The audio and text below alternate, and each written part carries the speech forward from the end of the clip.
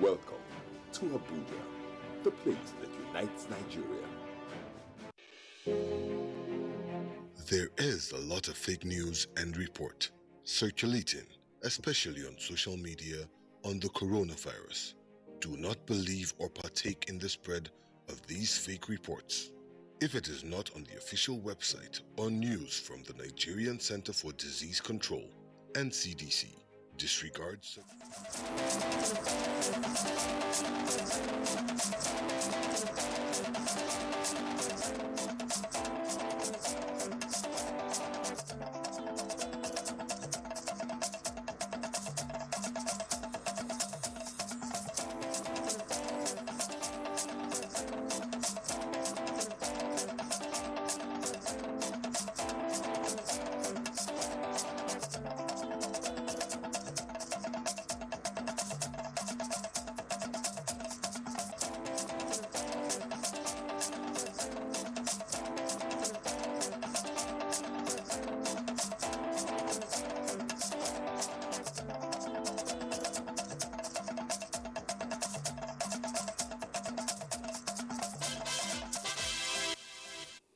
Hello and welcome. This is Nationwide on the network service of the NTA.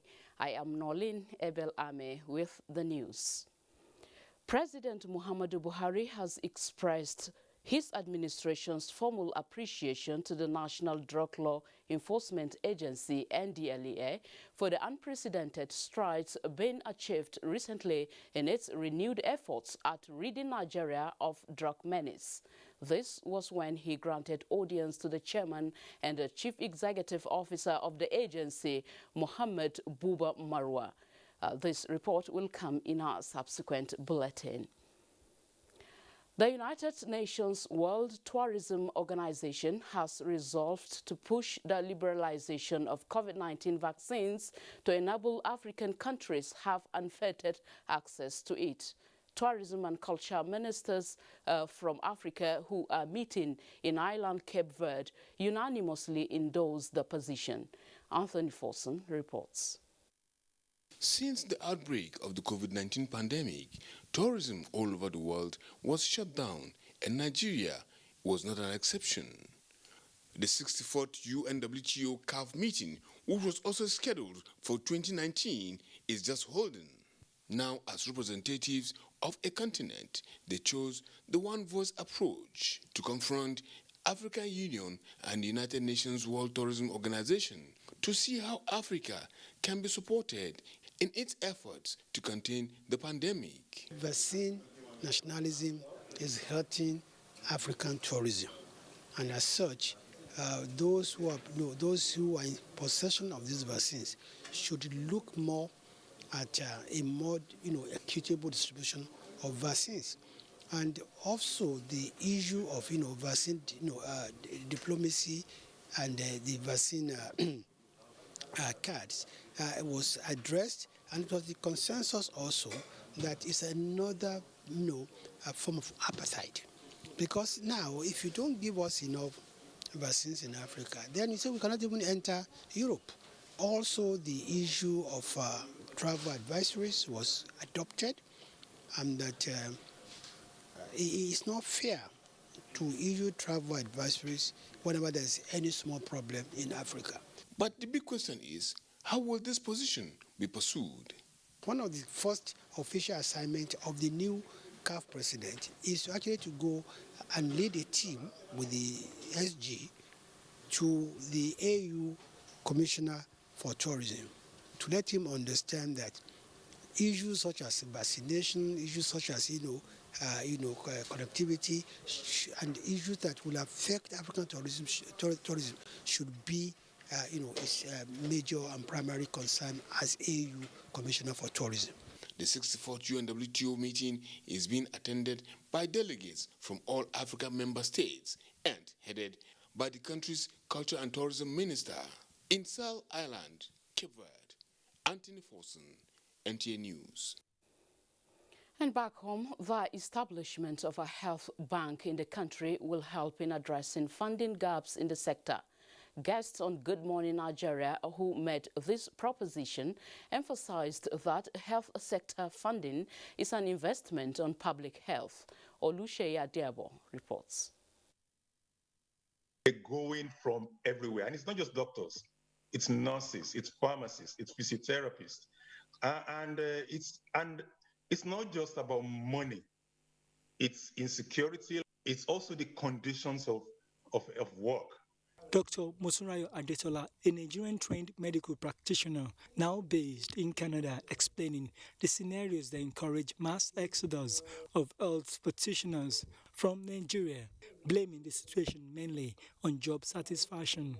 Other guests also highlight gross neglect of the sector by state governments as part of the challenges. If we are blaming the government alone, we are being unfair. We are part of the problems. Who are the we though? Nigerians. If it is mandatory that as you are paying tax, you have to pay something what we call health tax. It goes to a dedicated account which we manage by people with integrity that can actually help the system. But right now, one of the things we are putting together in the Nigerian Medical Association is to present a proposal to the Nigerian government so that we can establish a health bank. Because there's Bank of Industry, there's Bank of Agriculture. You must invest in health. It's not government alone will not be able to cater for the health. And when we are saying government, every time we say government, everybody is looking at federal government. What about state government? The need for a functional health insurance scheme that accommodates a greater percentage of citizenry was also championed as critical to health care delivery. In Abuja, Oluseyi Adiabo, NTA News. The Minister of Health, Dr. Osage Ihanire, has assured Nigerians that efforts are ongoing to bring to an end the industrial action by resident doctors. The minister stated this at the inauguration of Southwest Traditional Leaders Committee on Primary Health Care under the National Primary Health Care Development Agency. Femi Aforiogun reports that the inauguration was held at the Ooni's Palace in Ile-Ife, Osun State. The Southwest Traditional Leaders Committee on Primary Health Care is an answer to the prayers of National Primary Health Care Development Agency to further improve the country's healthcare system. We are therefore looking forward to benefiting from your enormous influence in the communities to change positively the primary healthcare indices in the Southwest zone. The Minister of Health, Dr. Osage Ihanire, disclosed that a standard primary health center will be built and made functional, each in all states across the Southwest as a model, and the location will be decided by the committee. The first and the greatest battle which we have to fight, Your Royal Majesty, is a battle against ignorance, which is responsible for furthering many diseases. Our primary healthcare centers are going to be platforms to educate, enlighten, and build awareness among the people. He gave an assurance that frantic efforts are on to end the industrial action by resident doctors. The chairman, Southwest Traditional Leaders Committee on Primary Healthcare and also Ooni of Ife, Oba Adeyeye Enito Ogunwusi, commended the federal government for the initiative. Ooni appealed to resident doctors to call off the strike, noting that this is not the best time as Nigeria is currently battling with COVID-19 pandemic. Again to appeal to you that you should step in further for the doctors. It's by their side to go back to work. You know you're doing your best with your entire team. The event was attended by representatives of WHO, UNICEF, and other stakeholders in the health sector. From Ile-Ife, Femi Aforiogun, NTA News. I'm still talking health. The Nigeria Center for Disease Control (NCDC) has confirmed 631 additional new COVID-19 infections in Nigeria. The latest figures show that Lagos is topping chart with 172 new cases, followed by Oyo with 93, Rivers 72, Edo 63, Katsina 29, Abia 26, while FCT and Kano recorded 23 new cases each. Other states with new cases include Bayelsa and Ogun with 20 cases each, Ekiti 18, Anambra and Delta 16 cases each, and Osun 14. Imo recorded 11 cases, Benue has 6, Enugu 4, Jigawa and Niger has 2 cases, and the lowest is Nasarawa with 1 new infection. With this, Nigeria now has a total of 193,644 confirmed cases, out of which 179,294 were treated and discharged, while 2,488 died of the virus. A little bit on health again. The recent outbreak of cholera in some local government areas in Kogi State will require swift intervention and sensitization to prevent escalation. Jonathan Omajile has a report on how Kababunu, one of the affected local government areas, is combating the problem. Researchers have estimated that each year there are 1.3 to 4.0 million cases of cholera and 21,000 to 143,000 deaths worldwide due to cholera. It was therefore not a cheering news when Austin Ojotule, chief epidemiologist in Kogi, recently broke the news of cholera outbreak in 7 local governments. Worse still, affected areas were terrains that could not easily be reached. On a settlement after Taki, that is in Borno district here. What would have snowballed into a major head disaster was, however, brought under control following the swift intervention of the local government. The community people came to us to report that 10 people have died of diarrhea and vomiting. I had to go down to the community and they purchased drugs with drips immediately. Provision of water and sanitation is critical to prevent the transmission of cholera, a message health officials in the local government are drumming into the ears of the people. From Kababunu local government area, I am Jonathan Omajali, NTA News. Mohammed has the next set of reports from our Maiduguri studio. Hello, Mohammed, it's over to you.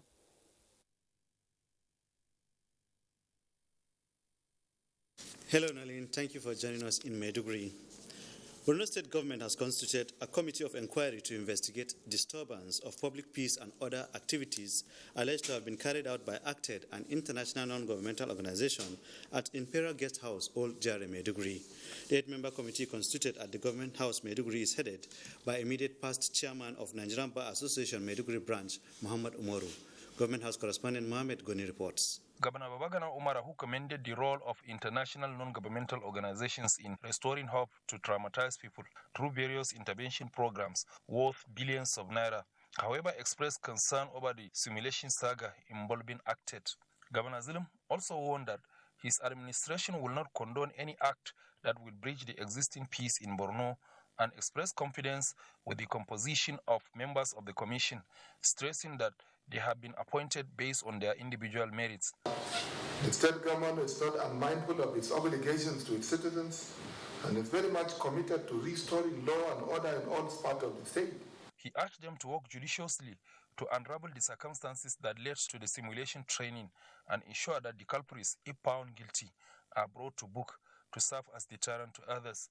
Attorney General and Commissioner for Justice, Barrister Kakasho Lan, said the constitution of the commission was in the exercise of powers conferred on the governor by Section 2, Subsection 1 of the Commission of Inquiry Law, Cap 37 Laws of Borno State 1994, and was necessitated in view of the shooting incident that resulted in the disturbance of peace to residents of the area, which brought about panic and fear.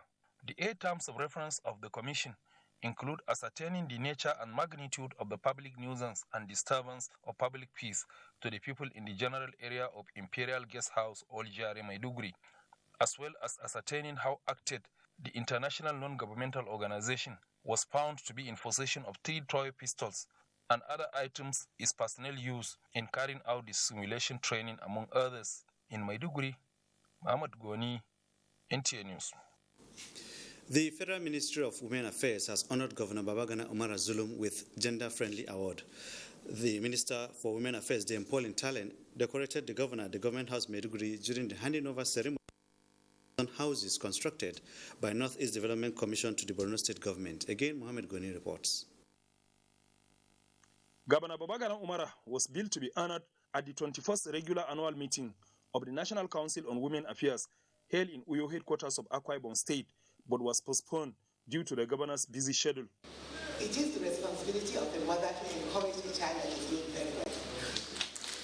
And the governor of Borno State is an outstanding governor who has wide tears on the faces of the less privileged, the vulnerable. If you recall last year, we decorated Mr. President as a he or she. The Senate President, the Speaker, and Edward Callum. And you happen to be one of the few governors that is honored here today. Dame Pauline Talin said Governor Zulum was selected for he or she award being conferred on leaders who have track records of outstanding performance because of his passion to the cause of the women folk and children. In Maiduguri, Mohammed Goni, NTA News. That is it from Maiduguri. Nationwide continues in Ibadan with Lanre.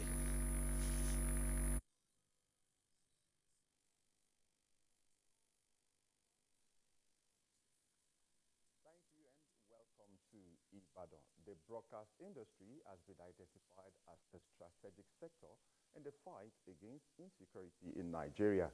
This was the consensus of opinion at a seminar on the role of broadcast organizations in curbing insecurity organized by veterans of the first television station in Africa. Correspondent Rofia Animation Badmus has details. The media, which is referred to as the fourth estate of the realm, has assumed the responsibility of probing and seeking solutions to national issues, given its role of informing and educating the public. Find a convergence of views, a convergence of ideas, a convergence of solutions by the state actors and those who work in the media. If the state is protecting citizens and the media is holding the state accountable for protection of citizens, and the two of them are in agreement that, they should collaborate to ensure the protection of everybody, then I think the tension we are witnessing in the country today will reduce. Security is about interest, and then it's good that everybody understands what is national interest and key every effort towards that. That's when we can talk of a secured nation. Journalism is about serving public interest, but you need to do the right thing. Media personnel have therefore appealed to the federal government to implement the Freedom of Information Bill across the country to journalists in the interest of the nation. In Ibadan, Rofia Animation Badmus, NTA News. Efforts of the federal government to control flood across major parts of the country have been commended. Osun State Deputy Governor Benedict Alabi said this at the inauguration of Ecological Fund Office project for dredging and flood control of Agbara land in Ile-Ife. Rotimi Akamo's report is here presented. Over the years, residents of Ibadan Road, Ile-Ife, have been battling with flooding, which have destroyed many property. Relief, however, came from the Ecological Fund for the dredging and flood control of Agbara Canal. Inaugurating the project, which is about 3 kilometers, Osun State Deputy Governor Benedict Alabi rejoiced with the community for the timely intervention of the federal government. There's no doubt that the project will bring succor to the community and its environs as it will elevate the hardship of neighboring farmers, road users during the rainy season. Handing over the project to the state government, a Deputy Director, Ecological Office, who represented the Secretary to the Government of the Federation, noted that the intervention project was executed to arrest the persistent flooding along the canal to save lives and property. They should please own the project, protect it to ensure its sustainability, because the federal government has sunk so much money here. Other speakers at the event commended the federal government for the completion of the project at appropriate time. People of the area also urged the federal government to extend the dredging of canal to other communities that are still experiencing flooding in the state. Let's now rejoin Nolin in our Abuja studios for continuation of Nationwide. Very well, Lanre. Questions on ethics, compliance scorecard and ineffectiveness can now be let to rest with the inauguration and induction of the Anti-Corruption and Transparency Unit of the National Center for Women Development. Charles Alpha reports that members were tasked to live above by showcasing high level of professionalism in the discharge of their responsibilities. The Anti-Corruption and Transparency Unit, an initiative of the Independent Corrupt Practices and Other Related Offences Commission, ICPC, was approved by the Federal Executive Council to serve as a mechanism for corruption prevention. The people you see here are expected to undertake periodic sensitization of staff, system study, and review of corruption-prone processes and procedures. They are also expected to develop code of ethics, including corruption prevention guide for staff. It is my belief that if we are able to defeat this scourge called corruption in our society, even the work for me and my everything here on improving the lives of women and children will be so much easier.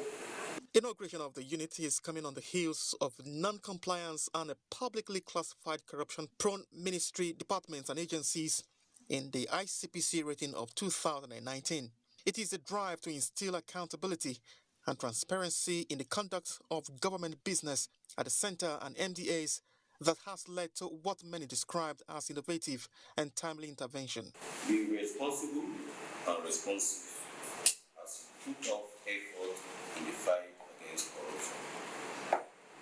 Don't use your position to hunt or victimize. Officers were nominated and approved based on careful selection criteria from requisite departments and units. Charles Alpha, NTA News.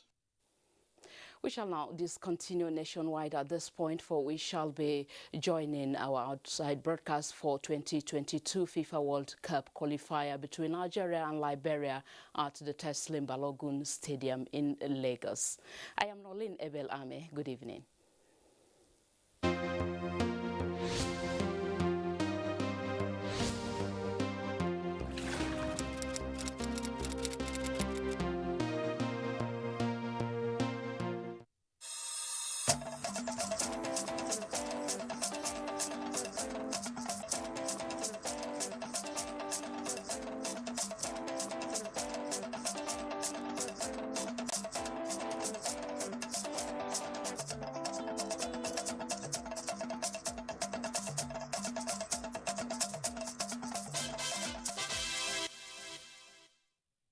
Only together can we overcome this pandemic. Follow the instructions and guidelines provided to combat this virus. Most importantly, stay at home. Self-isolate, regardless of your status. The virus doesn't move unless we move. Let us work together to better Nigeria. Together, we can do this. This message is brought to you by the Nigerian Television Authority, NTA, Africa's largest television network.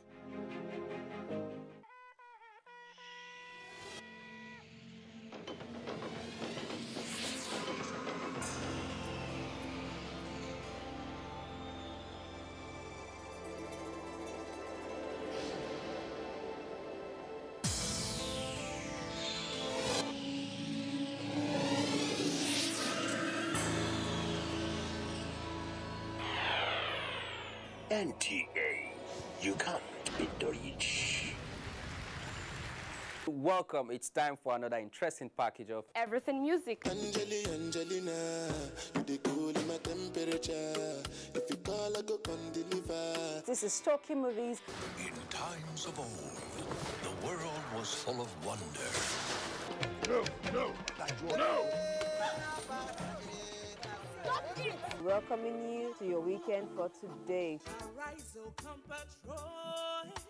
It's time to use our voice. Beyond 6 packs. Bills, bills, bills, bills. Pay the bills. Keep paying my telephone bills. Keep paying my bills. Welcome to Gallery.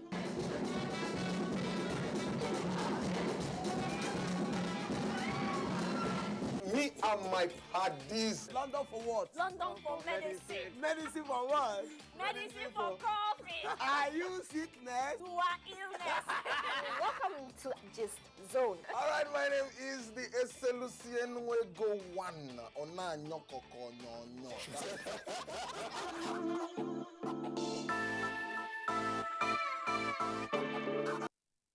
And our menu for today is spring rolls and tea. Behind me are my ingredients. We have the flour, the corn flour, the curry, the cube stock. We have the green pepper, the red bell pepper. We have the cabbage. We have vegetable oil. We have the salt and carrot. Also with me are the kitchen utensils you need for this preparation. You need your non-stick pot, your non-stick fry pan. You need your brush, your pastry brush. You need your measuring spoons, your measuring cups. You need your knives and your egg whisk and a clean bowl.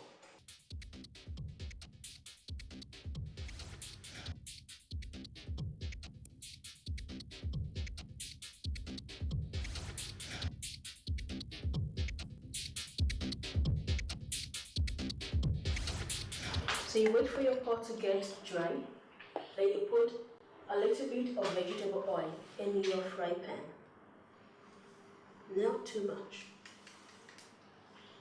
Then you wait for it to get a little bit hot, not too hot.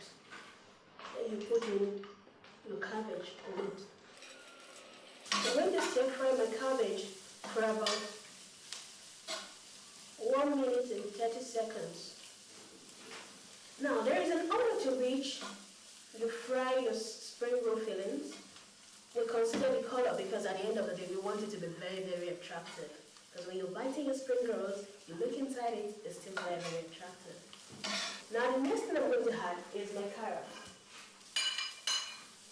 And you have to consider the proportion of your cabbage and your carrots. You don't leave it on the fire, you keep stir frying it. The next thing we're going to add is the red bell pepper.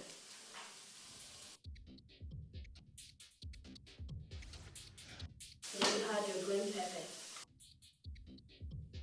The cube stock, squeeze it in. If you realize, you notice I keep stirring it. Because if you leave it, some parts might be softer. And we want it to be the same. Then you add a little bit of salt. Not too much.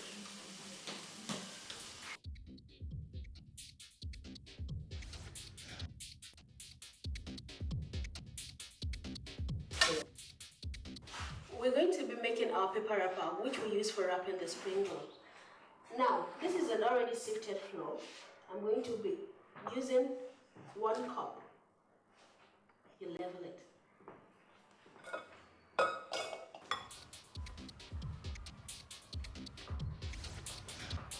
You level it. 1.5 cup of water.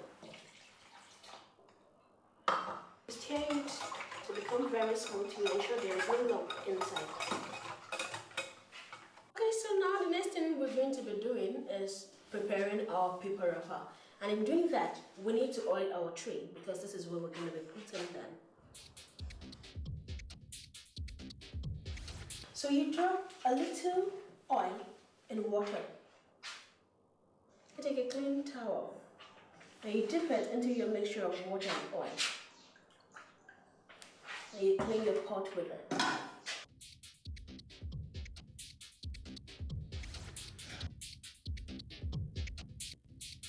And you leave it. You will see it's going to dry up gradually, then it will give you an edge whereby you can pick it from. Now, when you're about to end it, put a little bit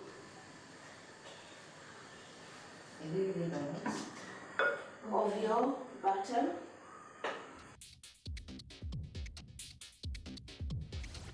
So you leave the oil to get hot for like few minutes before you start frying your spring roll. Now after you fried it for a while, you realize the color is now golden brown.